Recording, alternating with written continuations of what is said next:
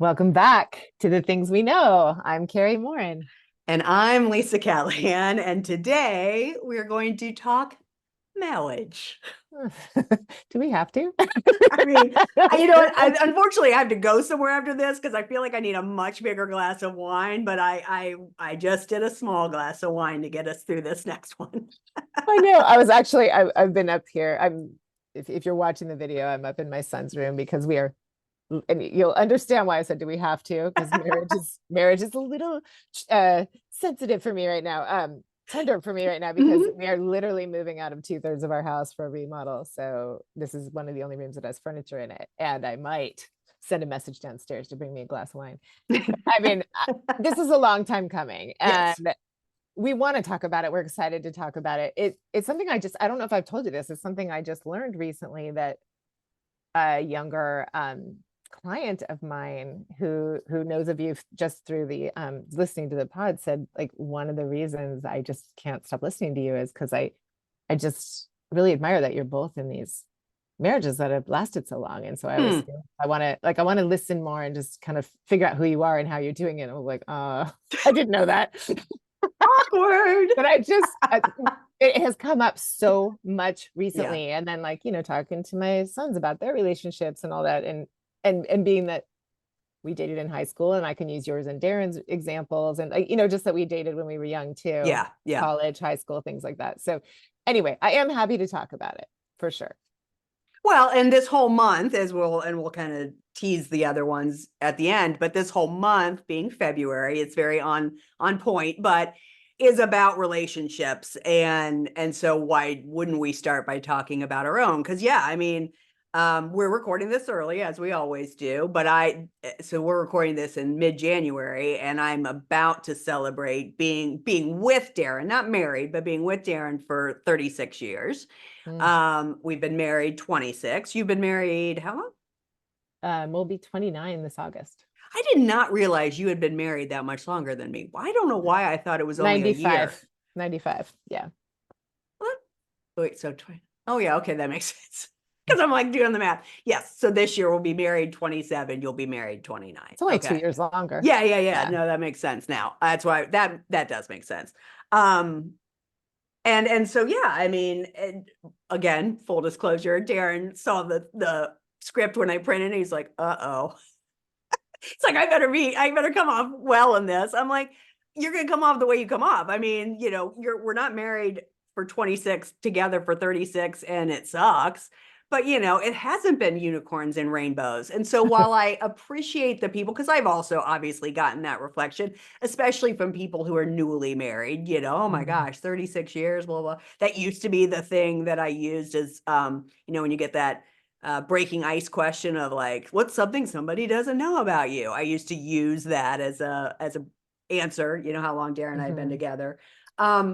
But I don't think anything should be put on a pedestal, quite frankly, because No. it's putting it on a pedestal means it's unreachable, or in my mind, easy. And I don't think either one of those things are I true. know. No. And also, just full disclosure, we have laughed so many times, been like, good thing we're not recording it this week. Good night. And so I am in one of those weeks for sure, Right. where, a big upheaval type of thing, like Yeah. moving, will definitely bring out conflict. But as we'll get to, spoiler alert, conflict's a good thing. Conflict's a good thing in a marriage, and if Yes. you want to take it on.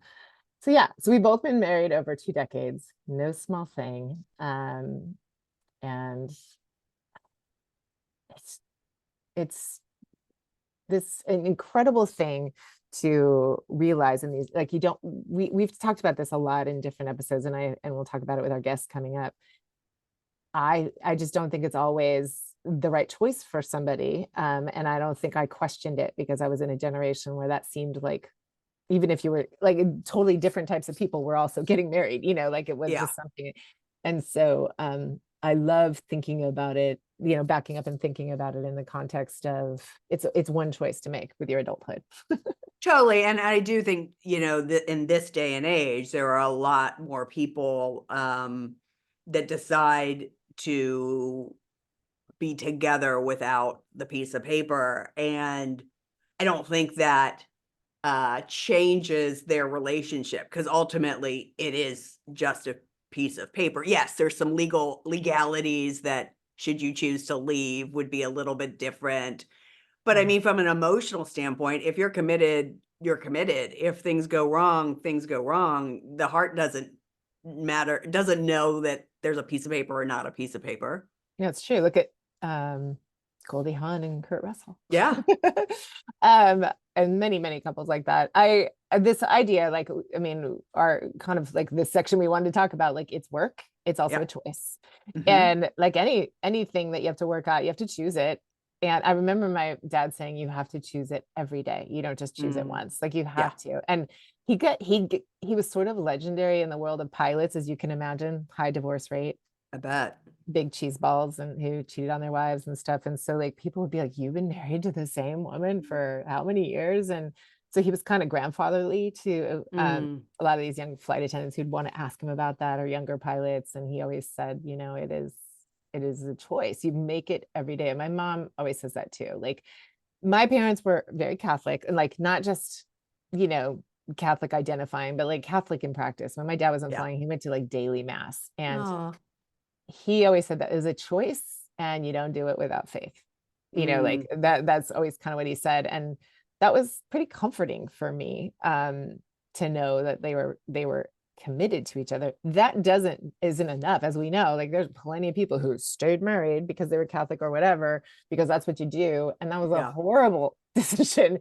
And their grown kids will tell you that, or they themselves will tell you that. So I don't think it's enough to just say, in it for life. I think it's a choice, and it's work. It's Yeah. work to choose it and show up in the way, that is healthy for everyone involved.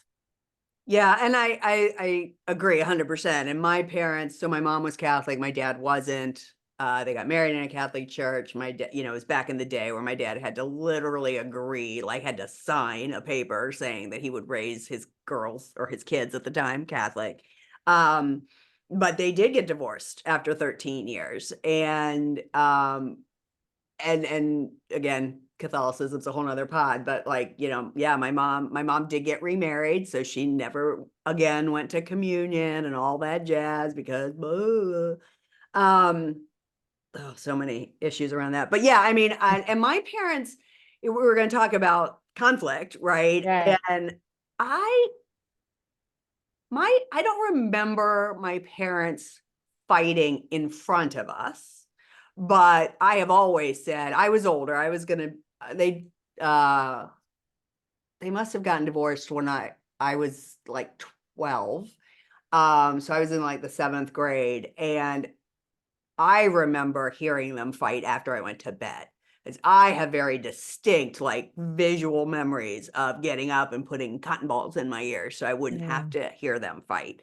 Yeah. I also went on to, and they let us know that they told us they were getting divorced. My parents had a very amicable divorce. My dad just sort of like gave my mom everything she wanted, the kids, the house, all the things. Um, and they continued to stay friends. I mean, my mom was one of the last people with me before my dad passed. Yeah. So I don't know that everybody in my family had this experience, but I personally was like, I didn't, it was an okay thing for me. I'm sure I was Yeah. sad. I don't remember that, but I remember, I mean, in general, I look back and I think I'm glad they got divorced, because I think Mhm. their reason for being married was to have 2 kids, Yeah. Amy and I, and then they were really just meant to be friends beyond Yeah. that, Yeah. I but feel that way about a lot of people I love yeah, and care about. But at the time, it feels like no. And then with perspective, as is always, it's like, and we talk about this a lot, and it's a very probably Buddhist way of looking at things. Like that marriage it didn't fail just because it ended. It just had a right. shorter life. Yeah, I love that. I You love know, that. Yep. it, I it, it was agree. meant to be. These beautiful humans came out of it, a great friendship and connection, and even a romance, Mhm. blossomed there. Like I don't think my brother's kids remember their parents fighting. They had a wonderful, family life together with married parents while it lasted. And then Mhm. they split really well. The kids are close to both parents. And Yeah, I mean, obviously I'm not trying to wash over the pain, but that's sure. not my bit. That part, that part is not my point. I think my point is that, gosh, so glad they had those kids. Yeah, you yeah, know, yep.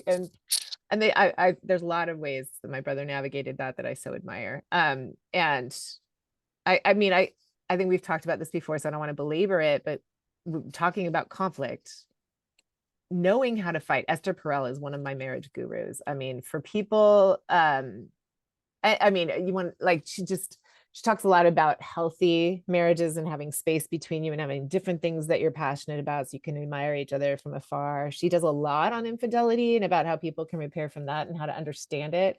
She does, like, so much about how to fight better and how to create like real intimacy.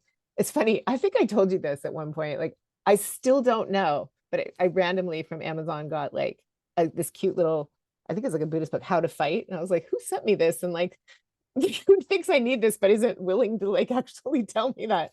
I don't know if How it was long an ago? accident. I'm not even sure if it was to me. It was so weird and I couldn't track it. It was like a year ago or something. And I thought I posted about it, like, who the fuck sent me this?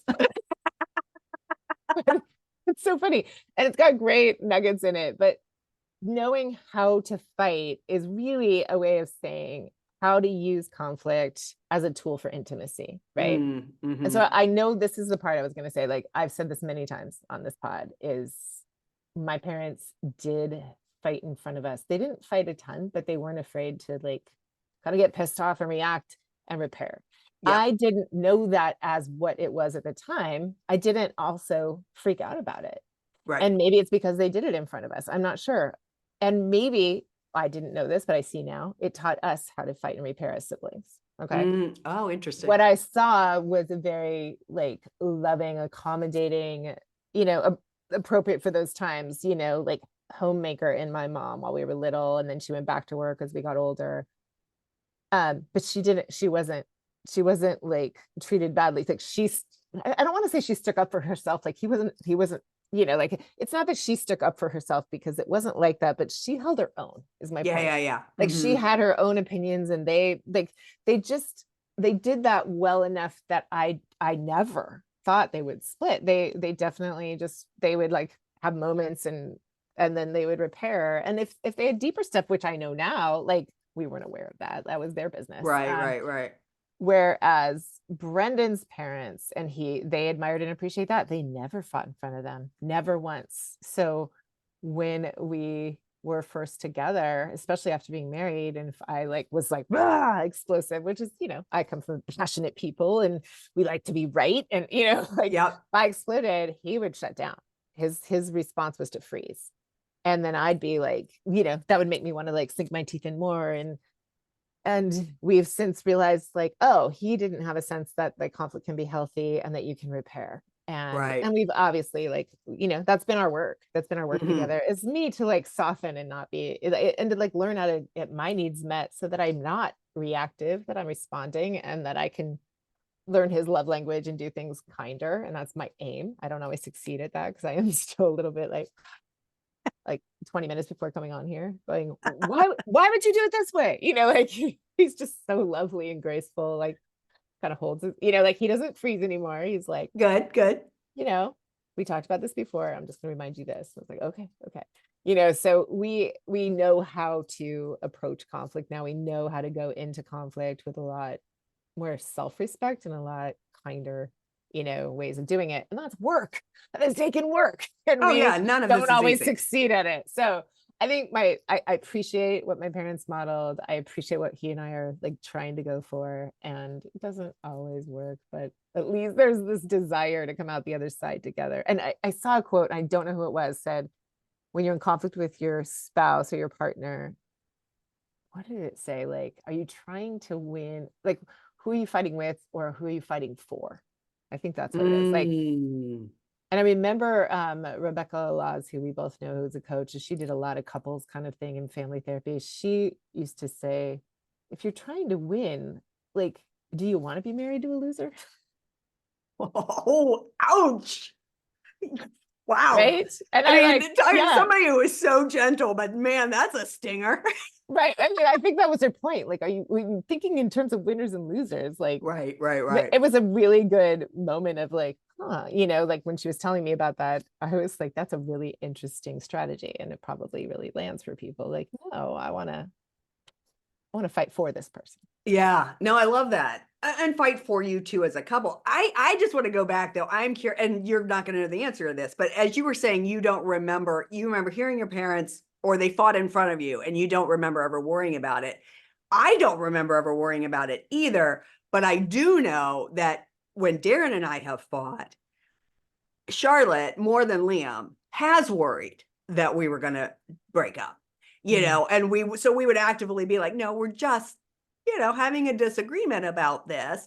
And I'm a hothead. Darren is not, he knows how to fight, but I mean, or to have conflict. It's just the nature of who we are and how we talk. But, so now I wonder if I did actually worry about it and I just don't remember, which is probably good. That means Charlotte won't remember someday. I mean, do you have any inclination? Obviously, I worried about because Remember, I put cotton balls in my ears, but I mean, I can't really think of specific fights that I completely have to agree that I'm sure there was times where I was like, uh-oh, like that's not pleasant or I'm sure, right? sure. I know this is going to sound, but being raised Catholic and my parents were very involved in all their friends, like all our family, as we call it, Yeah. like the family, we're also Catholic. Yeah. Okay. So I didn't know anyone whose parents were divorced till I went to college. That's so interesting you say that because very distinctly remember I moved it to a different. I grew up Catholic too, and I went to a different Catholic school starting in fourth grade, and that was the first time I'd ever met someone who was divorced, who had divorced parents. And then I had another friend. She came in sixth grade, and her parents had been divorced, but then remarried each other, That's and she awesome. happened to live down the street from me. So that's the other memory I have. Again, so clear as a bell. My sitting in our living room and our parents telling us they were getting divorced. And I remember getting up and running down the street to Jamie's house because we were friends, much more so than I was with the other girl. And I just needed to talk to somebody whose parents had been divorced, even though her parents were remarried at the time. Yes. Um, so that, yeah, I think that's also that now I think I would say my kids, Charlotte's probably different now, but there was a point in time where I felt like most of my kids' friends' parents were divorced. Yeah. Oh, same. And I don't, maybe not most, but a lot of. I mean, Brendan and I still have a lot of friends who aren't. We have friends who are. My parents had friends who were divorced. I just don't remember it at the Mhm. time. Oh And yeah, it's a I different do world. remember certain couples coming to like sit with my parents in the living room and get some support and advice when they were trying to like stay together. And I see like I've seen my sister and her husband have like offered that kind of support too, which I think is lovely. I think Mhm. in those communities where you're intentional about it, it's really helpful to have other couples, there. And I know my mom would agree with me on this. There's a lot of people who themselves and their kids might have been better off if they had, parted as friends. So Mhm. I don't say all this, nor would I think my mom say like that's the badge of honor. What I do think is the commitment to work, like the commitment to getting through hard times, which like now going on a third, like close to a third decade, I get that there's just so much growth involved that there's a lot of rewards to like going through seasons together and allowing each other to grow and working on yourself and knowing that like there are some shitty seasons Yeah. and that isn't probably the most popular thing to espouse because I also really applaud people who can show their kids that like I love me enough to walk away Mhm. from something Yep. that's and that's no small thing. And I really believe, even if right now it doesn't feel that way, like this is going to be the best thing for everybody. Yep. So I I applaud all choices in that matter. Like, for this is where Agree. we are right now, and we've always said too, like Beth and I, my best friend, we always joke about shouldn't marriage should be renegotiated like a contract every 10 years. Like, okay, are we I still think in the so. same, like we should do it, like a performance review, and are we still on the same page? And Brendan and I have joked about that. Like, Performance okay, so like review. in another 10 years, maybe I want to join the Peace Corps, maybe you want to follow a band, like what is this?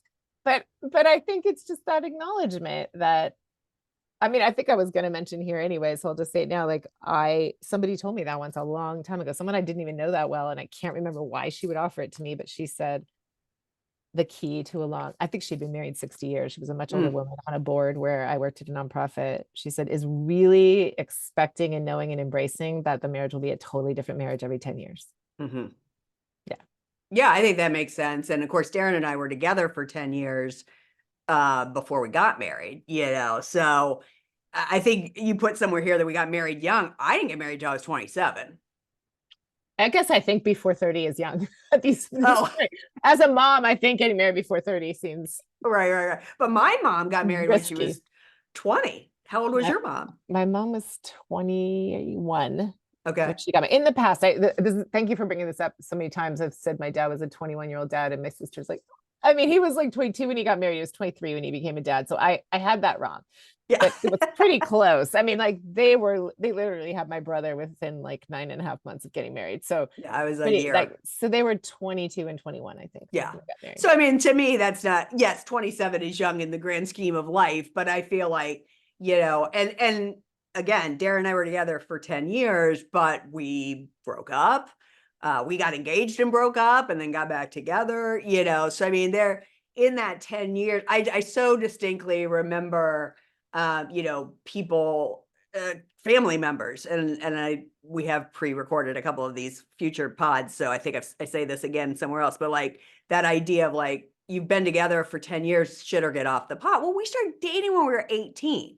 So I guess I was actually 28 when we got married, but it uh, if we had gotten married when we got engaged, we would have gotten divorced a couple of years later because Yeah. and I won't go into that for Darren's sake, but I mean, thank God we waited as long as we did. We started dating when we were 18, and we'd known each other a couple of years and blah, blah, blah. And, we were at the same college together. So, I mean, there was a lot of things that factored into that ability. Um, but I just, and then you have your first 10 years of marriage, within those 10 years, we had Liam and Charlotte both. And now we're getting ready to be empty nesters. So that's a whole new ball game. And it shifts and morphs all the time. It's like anything. It is not linear. It is No. all over the fucking place. And, Talk about I, embracing imperfection. oh my God. Yeah. And I'm just, for me personally, I'm so fortunate. I don't like the word lucky. I'm so fortunate that Darren is who he is because, um, you know, I have put him through the ringer. He put me through the ringer, and now I put him through the ringer, and it did end up making us stronger. Mhm.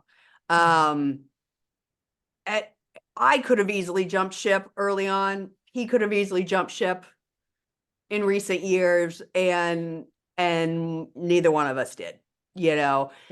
When we broke up, especially because we had been together so long and were engaged, people wanted to take sides, and particularly they wanted to take my side. And so there was a lot of, why are you staying with him? Or why are you willing to get back with him? And I just knew, as shitty as that was, I knew he was the person I was supposed to be with. So I think that's the other thing is, you have to go inward and really know and trust yourself. Yeah. It wasn't about being scared of being alone. That wasn't it. Mhm. I just knew what we were going through, what he was going through at the time.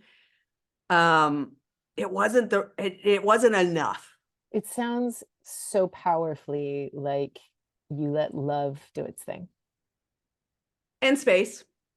I mean, yeah, and love needs space to breathe. But I'm saying that because I know that sounds woo sometimes, like letting more love into a conflict to like let it figure itself out. But I just was listening to, I know I often mention it, but like I was listening to We Can Do Hard Things. Elizabeth Gilbert has a Hmm. Letters from Love Yeah. project that she's been doing from her book. She lost her partner to cancer, and so her invitation was to Abby and Glennon. I didn't hear the first part of it where Abby read hers, but I happened to catch Glennon's, Mm. and it was cool because she admitted like how she went into it and felt fake, and then she did it again, and she talked a lot about this concept of forgiveness and how love was like helping her learn that it like forgiveness is not about saying it was okay or making it not wrong or getting rid of anything it caused. It like forgiveness is literally, do you remember those what was the magazines, like those magazines you get when you're a kid and they had sort of quizzes in them and like fun things? I forget what it's called. You would recognize it Like if a I said it. highlights? Yes, that's what it was. And there was like the magic picture and you're supposed to guess Mm-hmm. what it is. Mm-hmm. And love was teaching her that like that's what that is. Like you see this and you don't know what it Mm-hmm. is, but when you get the magic of perspective, forgiveness is perspective that love gives you. Like when Oh, I you love that. like zoom out, just kind of like what we do in the family dinner table, right? Like when you Yeah. zoom out and you just let love in, then like there's no right and wrong. There's just understanding that like you were meant to be together. Like Yeah. and like you love this person and he loves you. And so I think this is such a giving me chills thinking about it because it just sounds like you let love heal it, you know? That sounds so cool. Yeah. Yeah. It's so beautiful. Thanks. I think like what I'm learning so much about marriage is like there's no great rules or examples um for us all the time as far as being married with a high stress medical needs situation that you're Yeah. parenting. So like people ask us all the time, how do you do it? And there's such a high divorce rate in families like that, Mm-hmm. and that my God, at our worst, we are really sweet, considerate roommates. Like, you know what I mean? At our Mm-hmm. worst. Mm-hmm. Yeah. Yeah. Yeah. And like that, and I'd say maybe we're not always that way either. Sometimes we're a little bit like, "Rah." But like at our worst, and when I say that worst, I mean like we haven't slept. Mm-hmm. Like there's not been a lot of time to do much else other than like hold shit together. Yeah. We both also, the other thing is we both also know that that isn't sustainable. We agree on Right. that. And so sometimes the next best thing we can do is like, you go take care of you go on a trip, you go down to LA, like I'll go this. And we're both trying to just help each other figure that out. And we're in agreement that like, this can't be what we once were and what we want to be again, which is, and we're not totally not there, but like passionate and like, present to each other and all that stuff. We can't be where we want to be unless we're that with ourselves first. And that's what we're constantly, like working on because resources, for mainly time and sleep are scarce. Right. So I think that's what I'm learning about marriage is like it isn't so much like a compromise. It is a like full disclosure around, you know, communicating what you need Yeah. constantly. And that like it's not my job to make you happy. It's not your job to make me happy. That's not even possible. It is all about like, what do you need to be the version of you want to be in this relationship and vice versa. Yeah. And it's Yeah. not always easy. And it is super easy to sacrifice our time together to just get shit done. And I think there's And too much of sometimes that might that. be necessary, though. Yeah, but I do think like my friend said once to me, it's like some marriages don't end because they're bad. There's just not enough good. Mm. And I think that stuck with me. So it really will make me sometimes feel like we need some good. We need some fun. We need some, we need some like and same. Like he does the same. So yeah, you're right. Sometimes like I'm really grateful for like the little bit that we can muster. And then sometimes the lot that we can muster. Like this past year, we got away together like 2 or 3 days in a row a few times. That was huge for Yeah. like in the last 5 years, that was huge. We used to be really good at that, like Yeah. regular date nights and trips away, even with 3 little kids. And that got harder. Sure. Of course. Again, we're doing this in January, so I'm in the middle of a manifesting challenge with Gabby Bernstein. As I keep telling you about, you're probably like, shut the F up. No, I love it. I love it. But one of the things that I thought was so interesting was this idea of not only so it was all about in an effort to manifest, you appreciate what you do have, because that what you appreciate appreciates, right?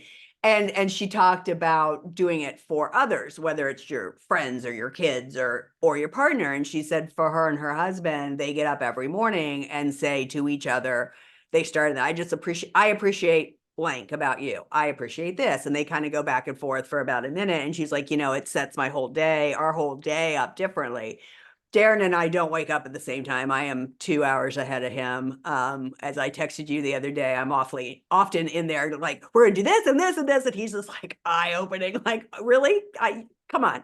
But I love that idea of a because she said that's the quickest way to end an argument too, right? Especially if arguments are conflict is good, but if it's starting to spin out of control, it also reminds me of the bear and doing Mm, this, doing the thank you sign or the I'm sorry sign for mhm. sign language.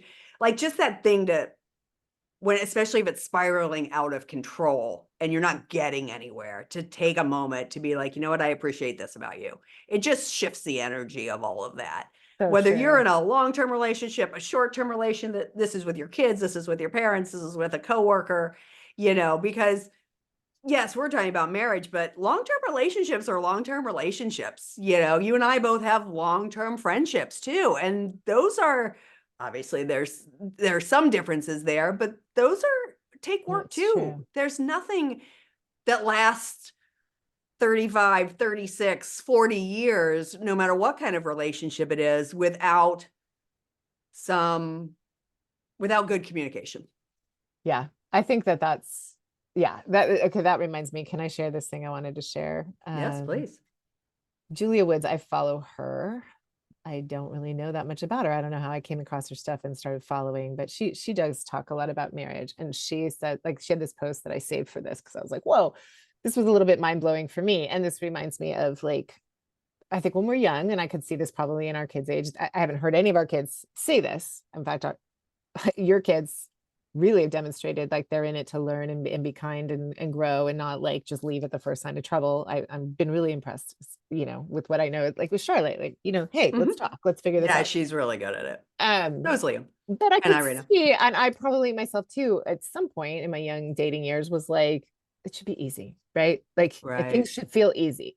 And I think you should feel at ease with people. I think you should feel like someone's easy to love. I'm not saying that like it should be all hard and like, oh, because that could be a No. bad sign too. But this is what she said. The biggest misconception about marriage is that it's for love. I was very much in love when I got married 32 years ago, and now I'm even more in love with my husband. However, I no longer believe marriage is for love.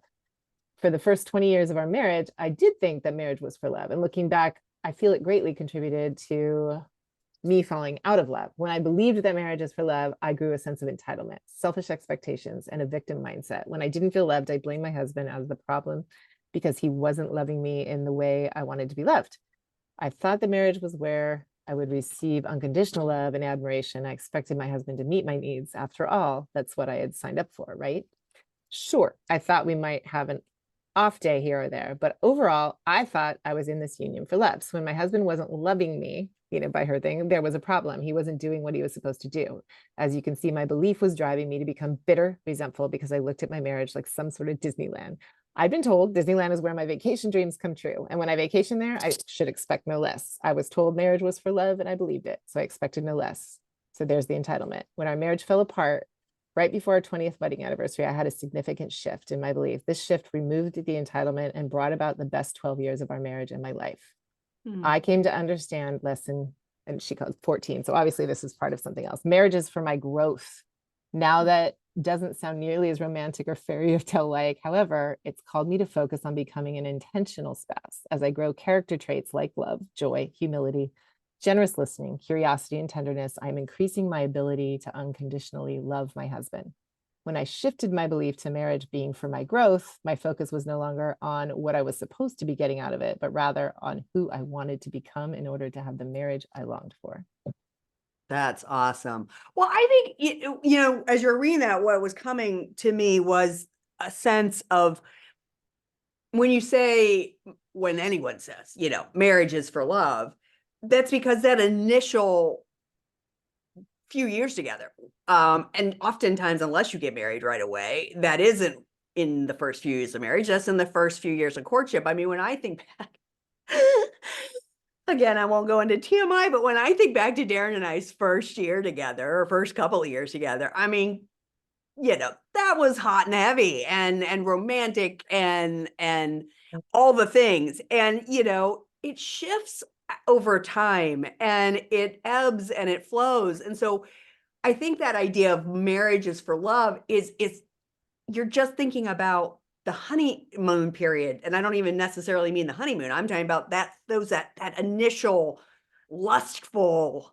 attraction thing, right? And love is so many other things. And it, like I said, it ebbs and it flows and it shifts and it changes. And I think the key is every day hooking on to what does that mean today?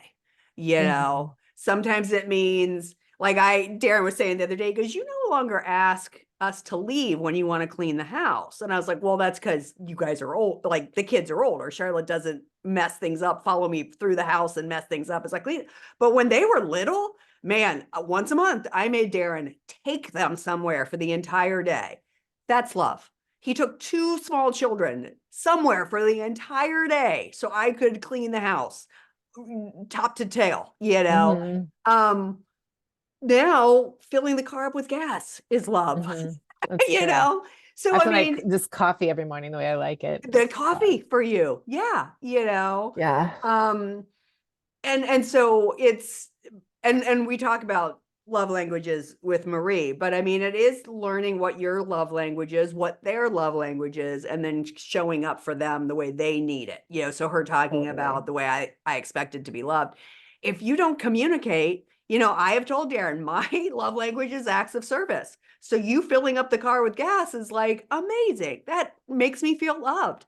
His is I think, words of affirmation. So he Yeah, feels good when I say those things. mine is quality time. So we talk about a Oh, lot that's about how, interesting. yeah, physical affection and quality time are mine, and his are Okay. definitely words of affirmation and acts of service. So Okay. we're constantly have to, Yeah. like navigate each other's. I I definitely, have to remind him a lot, like, I need you to be present constantly. Like if we stop talking to you, you just go back to work, you're doing stuff, you're on your laptop, and like I need like you to have nothing to do but be with us. Yeah. And he's working on that. And it's, I mean, again, I think I've said this before, all fairness to the fact that he works in a industry that has just been exploding for the past few years. Yeah. And he's like holding it together, being like still there. So I get why he has so much to do. Yeah. Um, but yeah, that's a big one. I love, yeah. I mean, we could go on and on about that. I think that's what's great about Stacy too, Stacy Peasall, which is Next week's. yeah, she talks a lot about like how you actually can have the marriage you want without both of you even needing to be working on it, which I always think is so interesting because I always loved Chris Rock, like his whole I call it his apology tour after his divorce. He probably did that tour to pay for his divorce. Like I feel like his whole shtick, which I think is on Netflix, I don't know, was about, what he did wrong and what caused the end of that marriage, right? But he said, have you ever tried to move a couch by yourself? Like marriages take work, it takes both Yeah. people. But what I love about what Stacey presents is like you can have the marriage you want if just you are working on it. But I think it's like what we know as coaches, there's a lot of work to do in yourself. And what we were saying earlier is basically like, who do you choose to spend your growth path with? And who you choose is going to be the person who like stirs up some of the stuff you need to work on. So Yeah. it doesn't need to be someone who like never makes you uncomfortable, then you're never going to grow. Like, like Right. it definitely needs to be someone you learn all this stuff with and like smooth each other's edges with. So, but what I love about what she's presenting and teaching and helping people create is different perspectives, different ways to like work on your expectations and your communication and the way Yeah. you come at somebody, and the way you get your needs met, just like working on that yourself. Yeah. I mean, it really goes hand in hand with what both Maria and Stacey are talking about. Whether you're in a relationship or not, you're going to get so much more out of relationship and life if you're really in a good place with yourself. Your relationship with yourself is the best marriage you'll longest marriage you'll ever have. Yeah, 100%. Yeah, and while yes, and while Stacy, it comes from the place of work on your I think it is a misnomer to say that she's talking about you're the woman's the only one that's supposed, because she and I have talked about this. Mm-hmm. You know, it's not that the woman's supposed to do all the heavy lifting, but if you work on yourself and you start to show up differently, human nature is to reciprocate. So Right. your partner is going to do the same when they feel safe and like love and belonging. So the point is, what we all know is you can't change anybody. You can change how you show up, and then Right. your partner's going to reciprocate. And if they don't, then that might be a signal to So leave the true. marriage, you know? But yeah, no, I love the work Stacy's doing. That's next week. And then the following week, we have Marie Jefferson Jones on. She wrote a book called Table for One, and that I contributed to. And what I love about Marie is that she's written this book about dating yourself, and yet she is in a really great relationship. So she is literally walking the walk, you know, that Yes. she learned, you know, with my help in being her coach, to love herself first, because like Stacy, she'd been in a couple of long-term relationships that did not pan out. And Mm-hmm. now both of them are in long-term relationships that aren't unicorns and rainbows. It's not la la la la land. It is, they are It's choosing, resourced. it's resourced. They're choosing every day to make this work for themselves and for their partner. And Yeah. then we have Joe at the end of the month, which we haven't recorded yet, so I don't know what she's going to say. But Well, maybe you.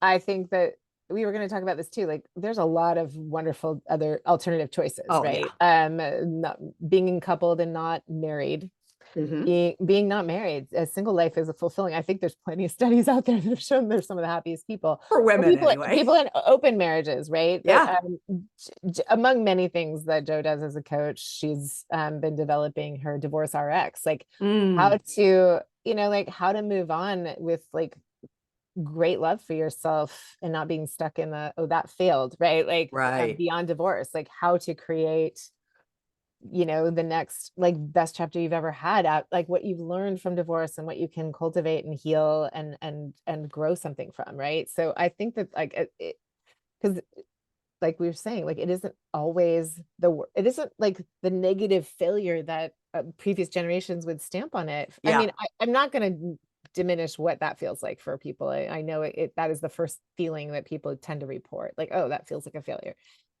And yet it doesn't have to be a failure. It wasn't meant to last any longer than it did. Like that is the story of this union, and there's beautiful things about it, including what you learned about yourself. Because as we know, like what we're meant to learn is, it's like playing out for us, right? Yeah. So i Yep.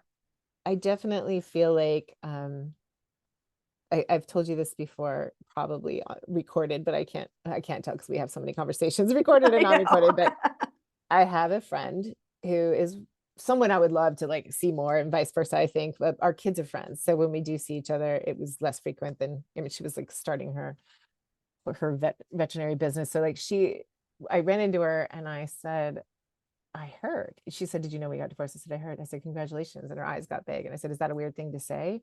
I just feel like you're on the other side and that had to have been hard. And I just want to congratulate you for getting through it. And you guys seem like you're really amicable about it. And she started to cry. She goes, I'm usually bracing myself for all the sad faces and to act sad, but you're right. Like it feels good. It feels good. So thank you for congratulating me. Well, and I think, you know, we very briefly touched on all the different ways to live this life. And so again, in my mind, I appreciate that people appreciate that you and I have been married for as long as we have. Of course, now you and I are married. At least it feels that In way. my work Sharp. life. Yeah, exactly. Didn't we have a thing? I was like, no, I meant you and I, we. Yeah. I was like, you and Brendan, you were like, no, you and me, we. I was like, oh, that's right. Yeah, we're married. But you know, so again, I appreciate the reflection. And there's a million different ways to do partnership. Married, not married, open married, whatever, and the way it is today may not be the way it is tomorrow. And all of it is valid. Having Oh, kids, or not people who having don't even kids. live in the same place. I Oh know couples who yeah. don't live in the same place or they don't Yeah, share a yeah. room and all that. And Like, I wasn't it am, Tim Burton and Helen Bonham Carter? Like, they were married for years and lived in different houses. yeah, Goddess bless. I think Love it. I think it's interesting when people judge that, like, because they're projecting their own fears sometimes. 100%. But I just like, I feel like, gosh, whatever makes it work, Yep. as long as each person again is working on themselves. And I don't think it's easy to make a marriage work when someone wants the other person to never change. Yeah. But I think beyond that, whatever Whatever really works. is I think yeah, because I don't think people have to get married. I don't think our kids' generation even feels like that's necessary. I think in generations prior, women felt like they needed to be financially successful. Women are doing fine. They don't Yeah. have to. Whether you're, hetero or homosexual, like or trans or whatever, Yeah. I think marriage is a choice. It's not the foregone conclusion. And I No. like that part of it. And I think, wow, all I can say when people ask me is, I say it's not about compromise. I think I was saying earlier too, the other thing my dad always said was give 110% because the other person might not have 100, if they're Mm. 50%, or like, give 100% because if you're both giving 50, sometimes like it was like a percentage game. I'm gonna butcher it, so I'm just gonna stop trying. But it was something like that, which was the like, how can how can you like be generous today to like fill in where someone might be feeling a little bit smaller? And I think that that's always felt true, Yeah. and really, like, I'm really grateful. We didn't say we were going to do this, but I will say, like, one of the things I'm really grateful in my marriage is that, like, my husband is totally like, he's stubborn in a way nobody would ever guess because he's so kind. But Mm. he's not manipulable. How do you say that? Manipulative. Manipulable. Oh, No, he's, he's not manipulative, but I can't manipulate him oh, either. yeah, Like, yeah, yeah. his Okay. mom is the one person who totally agrees with me because people will see like my big personality and he seems kind of soft spoken and Yeah, yeah. they assume I might railroad. Like my mother-in-law is like, no way, Yeah, yeah. you cannot tell that guy what to do. Um, he is he is strong and so reasonable and kind, and I'm really grateful for that. Right, like that, like he's like my waves crash on his, like, like the rocks of his, like he's so reliable that way, and I appreciate that, and I'm gonna guess he would appreciate like the life and the spontaneity and the presence that I force upon him. So like I would think that's it. I don't know, what about you guys? What do No, you I think think is? that's exactly right. I very much appreciate that Darren is even keeled. I joked about this in a pod past, but somebody once said we were like WandaVision with him being a quote unquote robot and me being a witch. And what that speaks So to, true. I love right? that. I loved it. I mean, literally when he said it, I was like, oh my God, that's it. But if Mhm. if you watch WandaVision, Vision is, yes, technically he is a robot, but he has so much wisdom. He's so steadfast and steady and kind and sees the world, in ways that Wanda can't because she's fiery and a witch and all those things. And that is Darren and I in a nutshell. I mean, we're very much similar. We have a lot of things that we have in common. We often say to each other, like, thank God I'm with you, because if I was with anybody else, I don't think I could, do this. We have a lot of the same beliefs. We have been a team as parents for sure. Yes, have the kids, Charlotte in particular, tried to do the go to Darren instead of me type shit, right? Yeah, Like, that's for we sure. get that But shit. we are very much a team around our kids and we back each other up. And if we don't feel like the other one's right, we share that. I do think Darren's a little more protective these days than I am, but he is rock steady, and super chill. And I am 0 to 60. I am a hothead and just hothead. I'm fiery. I am a fire sign. I'm a Leo, for fuck's sake. And And it's funny, I'm an air sign, so I feed your my oxygen feeds your fire. totally. I was And so just I'm gonna just, say, if we're both that way, how are we doing this? Because I'm air and you're fire. right. Yeah. And I just think that's, and so I'm grateful. And Darren would absolutely, because he said to me before, he's like, I'm the one that gets him out of the house.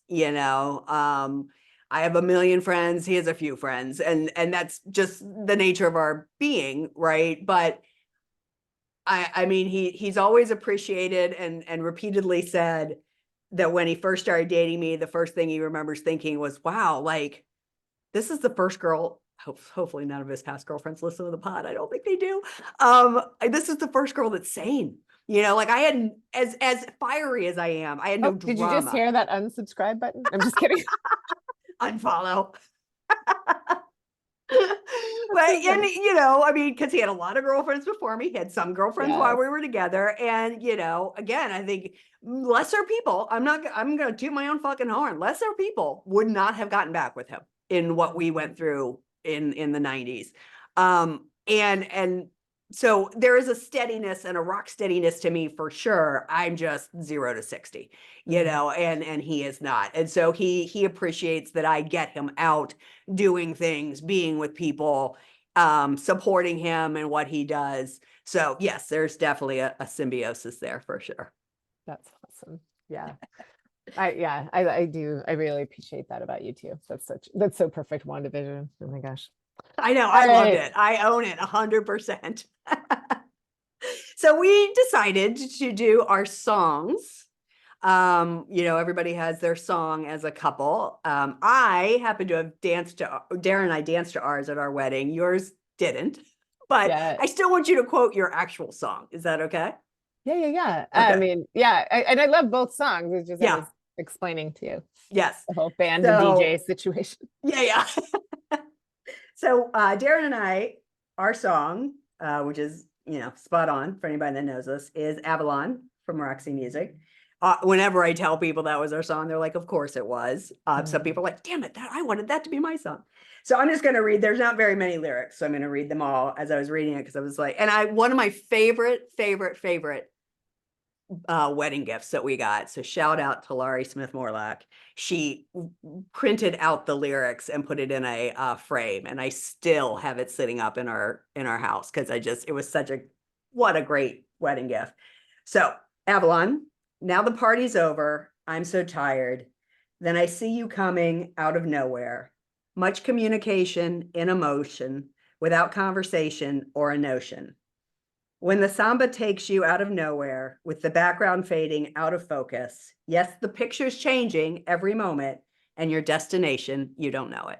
Oh, I love that. I know. I thought you were gonna say it was gonna Be My Wife by David Bowie, but No, I love Be My Wife. That is I absolutely my know. favorite Bowie song. And it's funny because I never thought of Bowie, like as much as I love Bowie, it was never in like the way I love Duran, like, ooh, I love John Taylor. Yeah, Bowie was just always, but that song is such a sweet song. And it I think, is. it was written, I think it's on Amen. low. And no, it was back, Mm. it's on low. Oh. So it's back in Oh, the day. Yeah. So I assume he was with Angie, his no, first that wife makes at the sense. That time. makes Yeah. sense. So Um, yeah, that Nat King Cole song we danced to, which was lovely. But this song, so obviously, like you guys, like, we dated in high school. We kept in touch for just a little while, lost touch for 5 years, and then met up in DC in 92, no, 91. But in like February of 92, we this song came on and we were like on his rooftop and we started dancing. And like that was kind of when we decided, and we had gone back and forth, like, are we gonna date, or are we just like grateful to run into each other again and just be friends? And so Wonderful Tonight by Eric Clapton is kind of mm. significant for us. I mean, we have a lot of songs, but like that's the one. And so the line from it that I love so much is, I feel wonderful because I see the love light in your eyes. And the wonder of it all is that you just don't realize how much I love you. Oh, Yeah. that's so good. Yeah, that's a fucking great song. Love that song. Yeah. Well, you know what? Not only did I not need a bigger glass of wine, I didn't even finish the one I had. Mm, Look at us. I We could have know. done this at any time. We, I feel like there was another time where we thought we were gonna like And then we got all gushy about them, and I cannot Gen remember X what that men. was. A Gen X Men. It's Because that true. was the It's other one we funny. kept Like putting off. when it comes down to it, we get all soft about them because they're so sweet. Because But we love them. and I want to remind us and like hold us accountable by recording it that at some point we thought we would maybe have them on. So we'll do that. Yeah, yeah. I mean, their perspective on marriage. okay. Also, we can edit this out, right? We can. We can. Yes. All right. Maybe not. No, Anyway. it'd be fun to have them on for sure. I mean, we never. I have had Darren on the things I know, and that was fun. And I got a lot of feedback about our repartee, which again, when you've been together as long as we have, there's a little Gracie Allen-ness to I know. I love or that Burns about and you Allen. guys. Sorry, Burns I and love Allen to that. us. So Yeah. well, that is it for our first episode in February, all around Mawwiage. And we will be back next week with Stacy Peasall and then Marie Jefferson Jones, and then Joe Lavelle. It's going to be a month of all different perspectives around relationships, however you are in them. And true love, whether it's with yourself or others. Love. Can I tell you something really quick before we say goodbye? Yes. My kids went to a school for some reason. I don't know why. I think I've told you this before. We dub it and joke that it's a Irish immersion school because they had an Irish, older, lovely Una, this Irish librarian who taught them all these songs. And so basically our kindergartners were learning Irish drinking songs. Sweet. And at some point, Peter, who couldn't say his R's and L's yet, said, seems like all Irish music is about whiskey, women. And I thought he was going to say war because it was often. He said, and love. So there you go. Whiskey, women, and love. Yes. I mean, he's not wrong. It wasn't He's not wrong. So funny. All right. So that's it. And we'll see you next week. Sounds good. Thanks, everyone. Bye.